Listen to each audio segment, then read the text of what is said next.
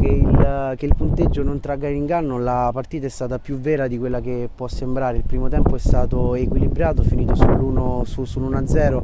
Avevamo scelto anche di gestire le forze il primo tempo perché oggi eravamo contati, eravamo solo in 9, abbiamo parecchi ragazzi fuori, e poi il secondo tempo loro dopo il 3-4-0 hanno mollato ed è venuta fuori due episodi che vorrei andare a sottolineare, anche perché dico sempre ragazzi che si cresce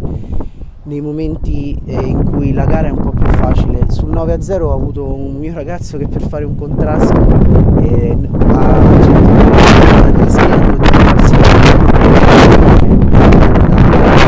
il nostro attaccante Supino che l'ha tirato fuori 10 minuti per farlo un po' andare a rifiatare, ma aveva la smania di giocare ed entrare, quindi questo denota tanta voglia e tanto attaccamento, che è quello che cerchiamo da tutti i ragazzi della nostra rosa, a prescindere poi da tutto quanto, ecco. Allora, devo dire che questo gruppo ha avuto una nuova linfa quest'anno grazie all'ingresso in società di Michel Maritato, che ci ha dato una grande mano. Noi per 2 anni di seguito abbiamo sfiorato la Serie A